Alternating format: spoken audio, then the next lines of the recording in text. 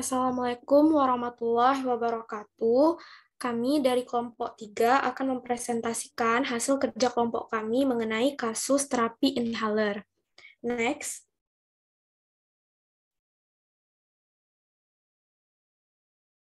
Nah, anggota dari kelompok 3 ada Karmila Yati, Ade Monalia Rezeki, saya sendiri Firisa Makfirah, Rihadatun Naim, dan Mutia Rahmah. Next.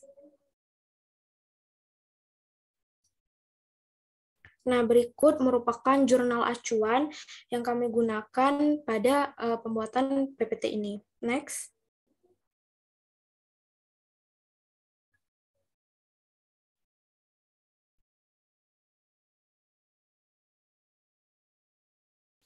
Nah, untuk pendahuluannya, terapi inhalasi adalah terapi yang mengirim aerosol langsung ke paru-paru. Rute pemberian obat ini paling disukai dalam pengelolaan penyakit saluran nafas obstruktif, seperti asma dan penyakit paru obstruktif kronik atau PPOK, karena menawarkan kecepatan tindakan yang lebih cepat, dikombinasikan dengan keamanan dan kemanjuran yang lebih besar. Obat inhalasi dilokalisasi ke organ target yang umumnya memungkinkan untuk dosis yang lebih rendah daripada yang diperlukan dengan pengiriman sistemik, dan dengan demikian efek samping yang lebih sedikit dan kurang parah. Nah, terutama ketika memberikan kortikosteroid untuk mengurangi peradangan saluran nafas pada asma, karena kerja obat langsung dikirim ke tempat kerjanya. Efeknya dimulai dalam hitungan detik hingga menit. Pasien dari semua umur termasuk anak-anak dan orang tua menderita OAD harus ditawarkan terapi inhalasi. Berbagai jenis perangkat inhaler adalah tersedia dan direkomendasikan untuk kelompok pasien tertentu untuk membantu pemberian obat. Ada berbagai jenis perangkat inhaler, tetapi yang paling umum adalah MDI, inhaler yang digerakkan nafas atau BAI, DPI, unit atau multidosis, dan nebulizer. Setiap perangkat memiliki prinsip kerjanya tersendiri dan serangkaian keuntungan, kerugian, dan teknik penggunaan yang berbeda. Next. Nah, berikut merupakan farmakokinetika inhalasi dan juga ukuran partikel. Dapat dilihat pada gambar 1 pada farmakokinetika obat-obat inhalasi. Nah, dapat dilihat pada poin 1 yaitu ketika obat diinhalasikan ke dalam paru-paru, sekitar 15-20% dari obat inhalasi tersebut disimpan di paru-paru pada saat inhalasi. Nah, sehingga memberikan efek farmakologis yang diinginkan. Sebagian dari dosis yang mencapai saluran udara kemudian diserap melalui pembuluh darah paru, yang mana akhirnya berakhir di saluran sistemik. Nah, sisanya yaitu sekitar 80 sampai dengan 85% dari obat yang disimpan di saluran udara orofaringeal ditelan dan diserap dari saluran pencernaan dan mengalami metabolisme lintas pertama di hati. Nah, dapat dilihat pada gambar 2, yaitu ukuran partikel, hubungan dari ukuran partikel dan juga disposisi obat, di mana obat mencapai saluran udara melalui impaksi inersia. Nah, di mana partikel yang dipancarkan dari alat inhaler umumnya bergerak dengan kecepatan 110 km per jam. Nah, karena momentum yang dihasilkan, partikel besar berukuran sekitar 20 mikrometer tidak mengikuti jalur anatomis jalan nafas dan terdeposit di area orofaringeal.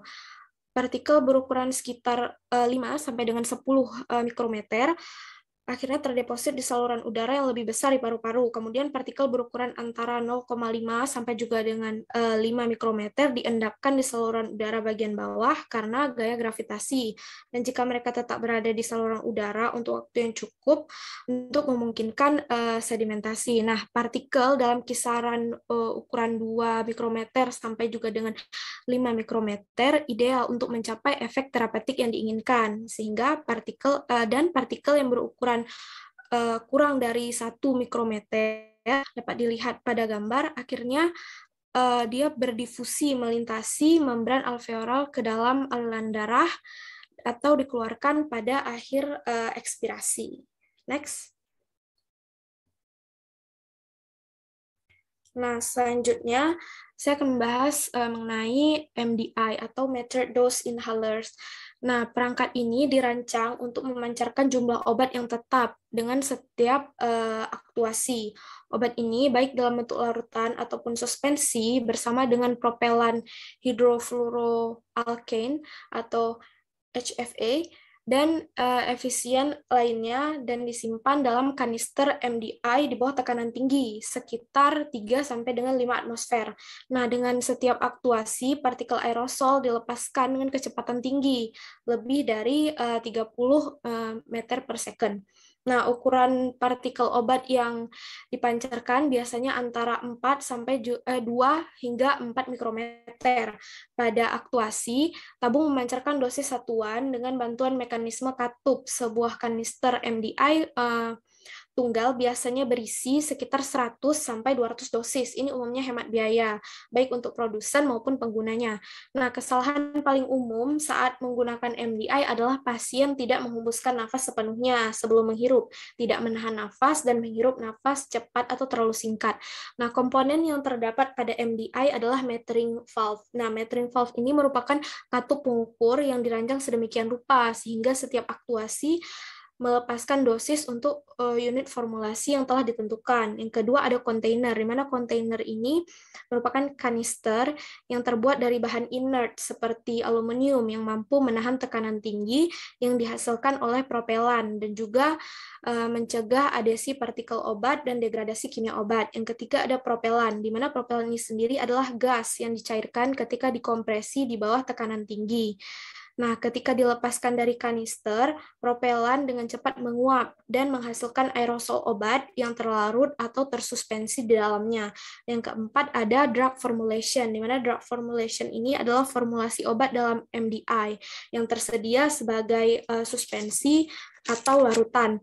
Nah, kemudian ada aktuator, di mana aktuator itu adalah tempat di mana kanister MDI terpasang. Di dalam aktuator terdapat nozzle dengan diameter berkisar antara 0,14 sampai juga dengan 0,60 mm. Diameter inilah yang berperan dalam ukuran partikel aerosol yang dihasilkan. Nah, kemudian saat melakukan priming pada inhaler pertama kali, yaitu dilakukan dengan cara membuka tutup inhaler, kocok inhaler ke atas dan ke bawah beberapa kali, dan uji nyalakan inhaler dengan menekan atau menggerakkannya beberapa kali, sekitar 2 hingga 4 kali dengan menyemprotkan ke udara menjauhi wajah. Next.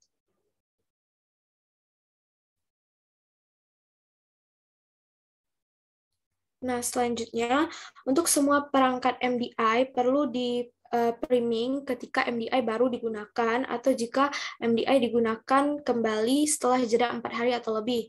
Priming dilakukan dengan menyemprotkan beberapa kali ke udara dan manual pabrikan dapat dirujuk untuk jumlah pasti dosis yang akan dikeluarkan untuk priming. Nah, direkomendasikan jeda 30 detik antara dua aktuasi dan juga direkomendasikan berkumur dengan air dan memudahkannya terutama setelah penggunaan kortikosteroid inhalasi, bahkan saat penggunaan spacer. Nah, terlepas dari apakah MDI memiliki penghitung dosis atau tidak, pasien harus menandai tanggal penggunaan inhaler pada karton inhaler. Di sini berguna untuk ketika pasien rutin menggunakan inhaler mereka. Metode ini juga membantu mengevaluasi kepatuhan dari pasien terhadap terapi dengan memeriksa silang dosis yang tersisa di kanister dengan jumlah dosis yang seharusnya digunakan oleh pasien. Nah, kemudian mouthpiece dari aktuator harus dibersihkan dengan kain lembut atau kertas tisu setelah setiap aktuasi. Yang terbaik adalah untuk mengikuti rekomendasi dari pabrik yang membuat MDI tersebut. Next. Nah, untuk step penggunaan MDI, step pertama itu pegang inhaler secara vertikal dan kocok ke atas dan ke bawah 4 atau 5 kali. Step kedua, dilepaskan tutupnya. Dan step ketiga, priming inhaler jika menggunakan kanister inhaler baru. Nah, step keempat, buang nafas perlahan dan kosongkan paru-paru hingga kapasitas residu fungsional. Next. Untuk step keempat, pegang inhaler dalam posisi tegak, tidak boleh terbalik. Nah, untuk step keenam, tempatkan mouthpiece di mulut antara gigi dengan lidah rata di bawah mouthpiece. Leher harus tetap lurus dan tidak boleh tertekuk. Untuk step ketujuh, pastikan bibir terkatup rapat di sekitar mouthpiece. Dan step kedelapan, mulailah menghirup perlahan melalui mulut dan pada saat yang sama tekan kanister inhaler untuk menjalankan dosis. Next. Untuk step ke-9, pertahankan inhalasi yang lambat dan dalam melalui mulut sampai obat benar-benar terhirup. Ini akan memakan waktu sekitar 4 sampai dengan 5 detik untuk orang dewasa. Dan step ke-10, pada akhir inhalasi, keluarkan inhaler dari mulut dan tutup bibir. Lanjutkan menahan nafas selama 10 detik atau selama mungkin asalkan nyaman sebelum menghembuskan nafas. Nah, step ke-10 adalah step terakhir dari penggunaan MDI. Selanjutnya akan dijelaskan oleh teman saya untuk penggunaan spacer. Baiklah, saya akan menjelaskan mengenai spacer. Spacer ini merupakan ruang penahan yang memungkinkan pasien untuk mengambil waktu ekstra, yaitu 2-20 detik untuk menghirup obat setelah dilepaskan dari MDA. Nah, beberapa keuntungan dari penggunaan spacer ini adalah spacer itu bertindak sebagai ruang penahan untuk obat setelah aktuasi, sehingga menghilangkan kebutuhan koordinasi aktuasi inhalasi oleh pasien. Selain itu, juga berguna untuk pasien dari segala usia yang mengalami kesulitan dengan koordinasi handbrake. Kemudian impaksi ovofaringeal, obat juga berkurang secara signifikan saat menggunakan spacer, serta mengurangi risiko kandidiasis orofaringeal dengan penggunaan ICS, serta menghilangkan efek cold freon.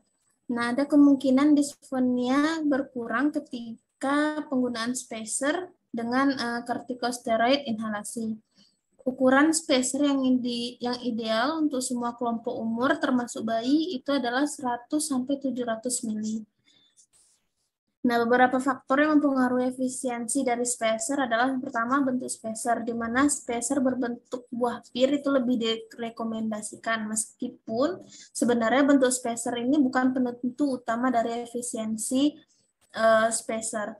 Yang kedua ada katup pada spacer, yang ketiga spacer berbahan antistatis itu mampu meningkatkan deposisi paru-paru. Yang keempat, ukuran dan volume spacer. Di spacer volume sedang yaitu 100-300 mili itu dapat digunakan untuk semua kelompok umur. Next.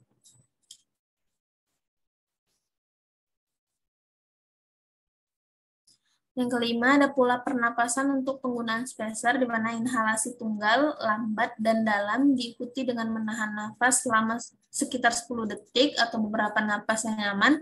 Itu dapat direkomendasikan untuk orang dewasa dan anak-anak di atas usia 6 tahun. Yang keenam, waktu inhalasi setelah aktuasi.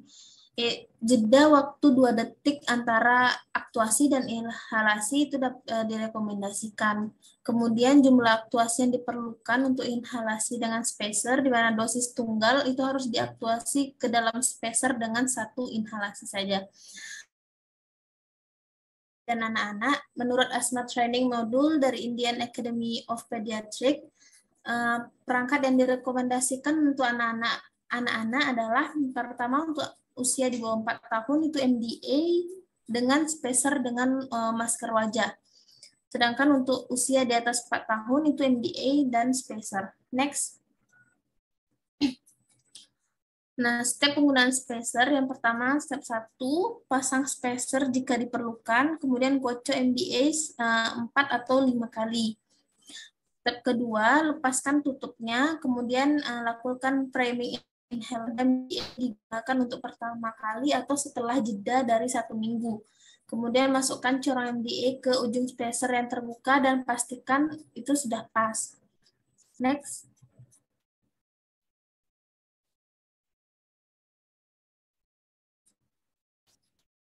Kemudian untuk step selanjutnya, kosongkan paru-paru dengan menghembuskan napas perlahan melalui mulut dan menahan napas. Jangan mulai inhalasi terlebih dahulu, kemudian tempatkan mouthpiece di mulut pasien antara gigi depan dan tutup bibir erat-erat di sekitarnya. Kemudian aktuasi 1 dosis MDA ke spacer lalu hirup perlahan melalui corong. Beberapa spacer itu akan mengeluarkan suara siulan jika inspirasi terlalu cepat. Kemudian pertahankan inhalasi yang lambat dan dalam melalui mulut sampai paru-paru penuh dengan udara. Ini akan memakan waktu 2-3 detik untuk anak-anak dan sekitar 5 detik untuk orang dewasa. Next. Step selanjutnya, pada akhir inhalasi, keluarkan corong spacer dari mulut dan tutup mulut rapat-rapat. Kemudian lanjutkan menahan nafas hingga 10 detik dan selama mungkin dengan nyaman sebelum menghembuskan nafas, lalu bernafaslah dengan normal. Nah, jika dosis lain diperlukan, ulangi langkah 1-11 tadi. Jika kortikosteroid inhalasi digunakan, berkumur terlebih dahulu setelah mengambil dosis. Next.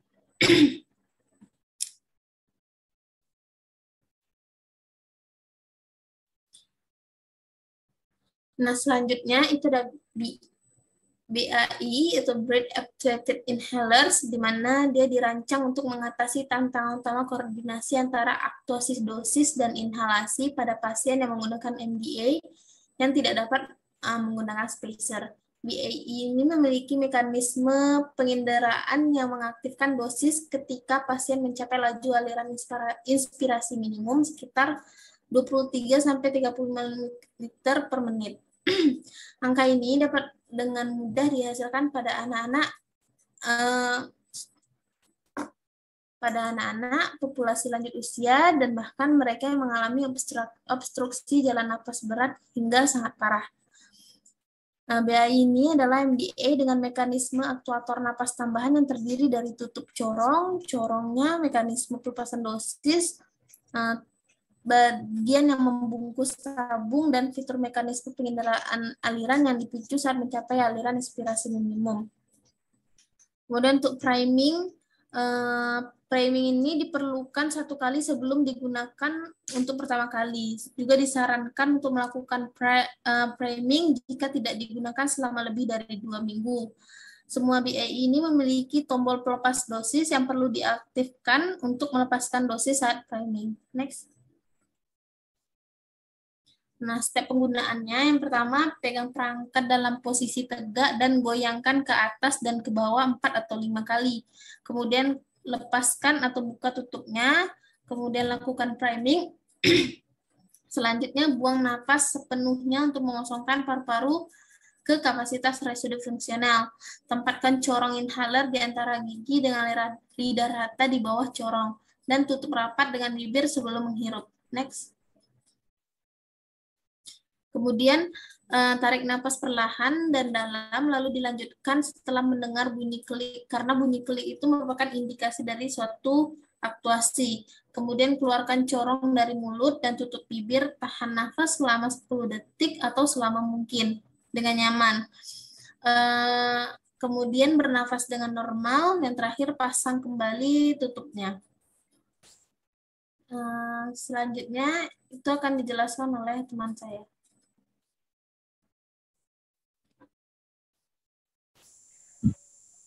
Baik, saya akan menjelaskan tentang inhaler dari DPI atau Dry Powder Inhaler. Jadi DPI ini merupakan suatu inhaler yang berisi bubuk kering. Merupakan salah satu perangkat yang berbentuk bubuk obat sebagai aerosol. Jadi obat yang digunakan adalah DPS yang diformuliskan dengan partikel. Obat mikro yang menempel pada eksipien ini misalnya laktosa atau mannitol. Partikel obat yang dimikronisasi ini yang biasanya berkisar dari 1 hingga 5 mikrometer. Dicampur dengan molekul eksipien berukuran lebih besar 40 mikrometer seperti laktosa. Kemudian selama inhalasi, aliran inspirasi 60 liter per menit memisahkan atau mendeaglomerasi partikel obat dari molekul laktosa menjadi ukuran yang lebih kecil. Jadi upaya yang diperlukan untuk menghasilkan aliran inspirasi bervariasi ini untuk perangkat DPI yang berbeda. Jadi penting untuk menarik nafas dengan cepat dan dalam saat menggunakan DPI ini. Kinerja dari DPI sendiri yaitu dipengaruhi secara signifikan oleh ukuran partikel dan sifat aliran formulasi, laju inspirasi rendah, ion pembawa obat, dan desain DPI. Kemudian untuk penggunaan DPI ini pada anak kecil, untuk menggunakan DPI ini secara eksipien, pasien harus menghasilkan laju aliran inspirasi minimal 30 L per menit. Sebagian besar anak di bawah usia 5 tahun tidak dapat menghasilkan laju aliran inspirasi rata-rata 60 L per menit, dan oleh karena itu disarankan untuk tidak meresepkan DPI ini untuk anak di bawah usia 5 tahun. Kemudian selain itu karena fungsi paru-parunya yang masih rendah yaitu 30-35%. Next. DPI ini memiliki komponen yaitu ada mouthpiece, saluran inhalasi, pemutar dosis, reservoir, dan pengatur dosis serta pemutarnya. Untuk priming dari inhaler DPI ini tahan dengan tegak, putar dan klik, pegangan di bawah sebanyak 2 kali. Biasanya pada pulmicon flagellar yang berisi budesonide. Sebenarnya DPI ini tidak memerlukan priming kecuali yang DPI yang baru. Jadi jenis DPI ini ada 2. Yang pertama ada single dose, ada inhaler single dose, ada yang spinhaler, rotahaler yang mengandung 1 dosis pengobatan. Kemudian untuk multiple dose ada dischaler, turbohaler yang mengandung 1 atau lebih dosis serbuk dalam 1 dis tersebut. Berikut adalah gambar-gambar dari macam-macam jenis DPI. Next. DPI, setelah menggunakan DPI biasanya membilas atau berkumur setelah dosis DPI ini seperti disebutkan sebelumnya. Jadi setelah infeksi molekul laktosa yang lebih besar, gumpalan molekul laktosa dan obat aktif tetap terkena dampak di orofaring. Kemudian membersihkan DPI ini dapat dilakukan dengan seminggu sekali dalam keadaan running dengan air keran dan dibiarkan kering. Kemudian untuk rekomendasi pengganti perangkat, biasanya pabrik merekomendasikan penggantian DPI ini tidak lebih dari 6 bulan. Perangkat bubuk kering multidos ini biasanya diproduksi untuk digunakan dan dibuang. Kemudian menyimpan perangkat DPI ini tidak boleh terkena sinar matahari secara langsung karena menyebabkan degradasi UV pada plastiknya. Kemudian deterjen, spons, atau sikat tidak boleh digunakan selama proses pembersihan DPI ini. Next. Step penggunaan DPI yang pertama, penutupnya dibuka sampai berbunyi klik. Kemudian dosisnya disiapkan untuk penggunaan DPI. Kemudian buang nafas sepenuhnya agar paru-paru kosong sebelum menghirup dosis DPI ini. Kemudian tempatkan corong di antara gigi dengan lidah rata di bawah corong, dan kemudian tutup rapat dengan bibir seperti sebelum menghirup. Next.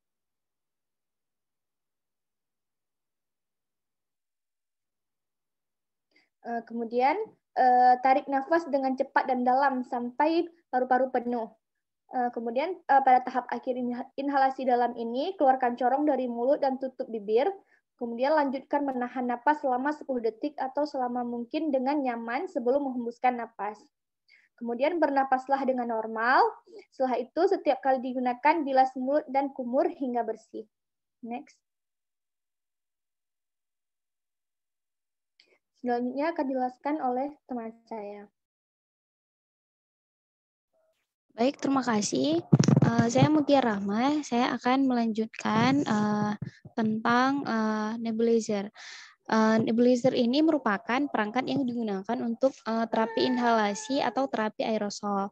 Alat ini berfungsi sebagai inhaler, yaitu untuk mengubah obat cair menjadi uap hirup langsung ke sistem pernapasan.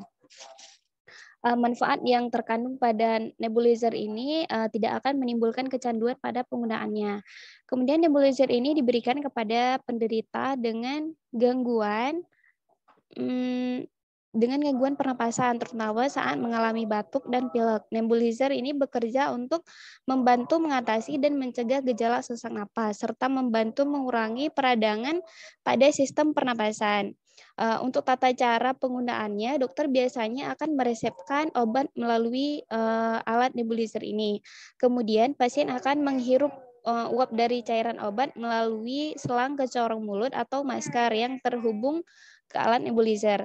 Kemudian nebulizer ini dapat digunakan ketika serangan sesak napas datang, baik akibat asma, alergi, penyakit bawaan, hingga batuk dan pilek berat. Kemudian untuk penanganan mandiri dapat menggunakan nebulizer ini hingga 3 kali sehari dengan harapan sudah terlihat perubahan sejak pemakaian pertama. Namun bila kondisi tak kunjung membaik, maka sebaiknya segera bawa ke rumah sakit untuk memperoleh perawatan yang intensif.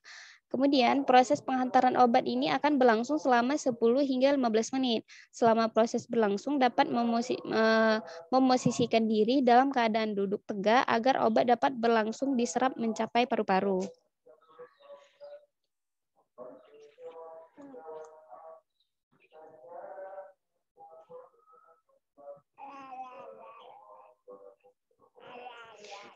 Berikut jenis nebulizer. Nebulizer yang pertama itu ada nebulizer jet kompreser, yaitu mencairkan tekanan gas dengan kecepatan tinggi untuk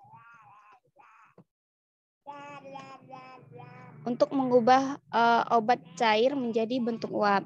Kemudian yang selanjutnya yaitu ada ultrasonic nebulizer, yaitu menghasilkan getaran suara berfrekuensi tinggi untuk mengubah obat cair menjadi uap aerosol. Yang ketiga itu ada mist nebulizer, yaitu yang menghasilkan aerosol. Berikut gambar dari jenis-jenis nebulizer. Selanjutnya itu ada step penggunaan nebulizer. Yang pertama yaitu merakit peralatan terlebih dahulu. Selanjutnya yaitu memasukkan obat yang diresepkan ke dalam cangkir obat atau wadah obat. Kemudian diencerkan jika diperlukan. Dan selanjutnya yaitu pegang cangkir stasioner dan kencangkan tutup cangkir obat. Selanjutnya yaitu pasang corong atau masker wajah ke cangkir penampung nebulizer. Dan selanjutnya itu pasang tabung oksigen jika diperlukan ke nebulizer dan cangkir atau reservoir nebulizer. Step yang keempat yaitu duduk dengan kondisi tegak. Nah, selanjutnya yaitu nyalakan nebulizer dan mulai perawatan meskipun bernapas dengan normal atau tidak breathing, namun disarankan untuk menarik napas dalam-dalam dan perlahan-lahan melalui mulut saat aerosol mulai mengalir, lalu hembuskan perlahan. Nah, yang pada step yang terakhir yaitu ketika perawatan selesai akan mendengar suara tergagap. Nah, selanjutnya itu matikan unit dan bersihkan ruang nebulisasi yang tidak bisa dan tidak boleh dinebulisasi dengan benar, dan disinfeksi perangkat untuk digunakan kembali. Nah, selanjutnya akan dijelaskan oleh teman saya. Baik, untuk kesimpulannya dapat kita lihat yaitu terapi inhalasi ini merupakan cara yang paling aman, paling efektif, dan paling efektif untuk memberikan obat langsung ke saluran napas pada pasien asma dan BPOK. Kemudian terapi ion inhalasi dapat diberikan oleh perangkat yang berbeda dan sebagian besar dibagi menjadi 3 kelompok, yaitu ada PMD, kemudian termasuk BAI, kemudian ada DPI, dosis unit atau multidosis, dan ada nebulizer. Inhaler PMDI, napas yang dihirup harus lambat dan dalam, dengan DPI itu harus cepat dan dalam. Baik, saya kembalikan ke moderator.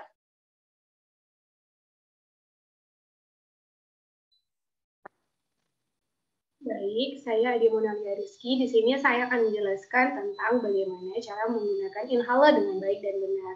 Nah, jenis inhaler yang akan saya jelaskan ini adalah MDI ataupun metered dose inhaler. Nah, Inhaler sendiri ini merupakan alat inhalasi yang digunakan agar suatu obat itu dapat mencapai saluran pernapasan dengan cepat. Sedangkan MDI ini merupakan suatu alat inhalasi dengan dosis terukur yang menyemprotkan obat dalam bentuk gas ke mulut, kemudian dilakukan inhalasi. Nah, penggunaan inhaler ini sendiri harus digunakan dengan cara yang baik dan benar, karena penggunaan yang tidak benar dapat membuat obat itu tidak masuk ke dalam saluran pernapasan ataupun membuat obatnya ini tertahan di dalam mulut, sehingga tidak menimbulkan efek terapi terhadap penggunanya.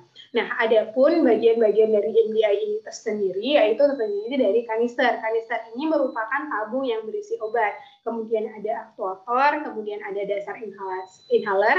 Nah, dasar inhaler ini merupakan tempat untuk meletakkan ibu jari. Kemudian ada cup atau penutup, kemudian ada mouthpiece, yaitu yang akan diletakkan ke dalam mulut. Baik, di video ini saya akan menjelaskan tentang bagaimana cara menggunakan MDI dengan baik dan benar. Berikut merupakan langkah-langkahnya.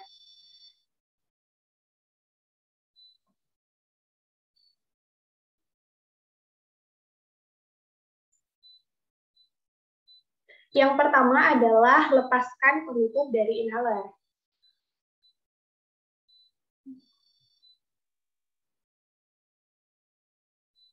Yang kedua adalah kocok inhaler selama 5 detik dengan gerakan ke atas dan ke bawah.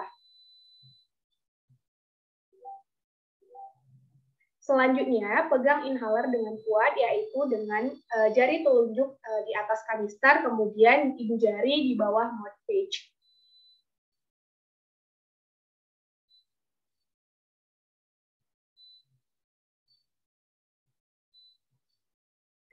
Selanjutnya, duduk tegak ataupun berdiri. Kemudian, miringkan kepala sedikit ke belakang.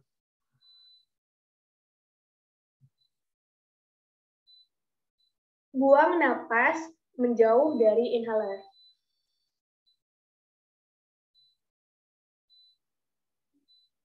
Kemudian, masukkan inhaler ke dalam mulut, yaitu di bagian antara gigi, kemudian tutup rapat bibir, jangan sampai ada celah.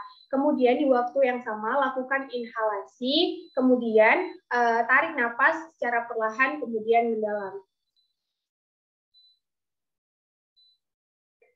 Tahan napas selama 10 detik, kemudian buang napas secara perlahan, melalui mulut ataupun hidung. Jadi direkomendasikan ini menahan napas selama 10 detik. Jadi jika kamu ingin menahan napas lebih lama, lakukan senyaman mungkin.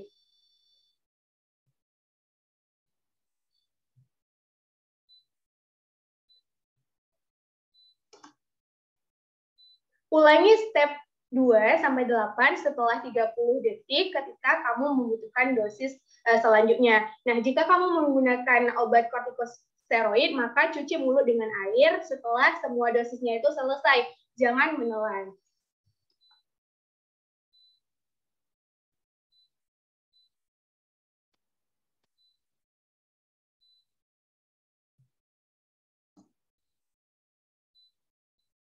Berikut ini merupakan ringkasan tentang bagaimana langkah untuk menggunakan MDI yang baik dan benar, yaitu yang pertama adalah lepaskan penutup, kemudian yang kedua kocok inhalernya, yang ketiga adalah pegang inhalernya, kemudian lakukan duduk secara tegak, selanjutnya miringkan kepala sedikit ke belakang, kemudian lakukan hembus napas keluar, kemudian lakukan inhalasi, kemudian tahan napas.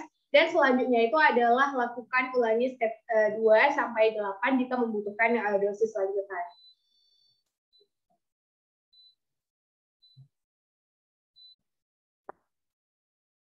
Adapun cara mencuci alat kimia ini adalah dengan menggunakan air, yaitu pertama kali lepaskan terlebih dahulu kanisternya ini dari pegangan plastik ataupun plastik holdernya. Kemudian bilaslah dengan air hanya pada bagian mouthpiece dan penutup ataupun cup dengan air mengalir selama 30 detik dan jangan mencuci ataupun meletakkan kanisternya ini di dalam air. Nah, kemudian dilakukan pengeringan dengan cara mengangin-anginkan dengan membiarkan pitch dan cup ataupun penutup ini sepanjang malam. Nah, keesokan paginya letakkan kanister kembali ke dalam mood pitch dan cup pada MDI. Nah, adapun untuk penyimpanannya sendiri adalah disimpan pada suhu kamar yang sejuk dan kering, jangan disimpan pada suhu yang ekstrim, yaitu pada suhu yang terlalu panas ataupun terlalu dingin. Nah, sekian penjelasan saya tentang bagaimana cara menggunakan MDI dengan baik dan benar.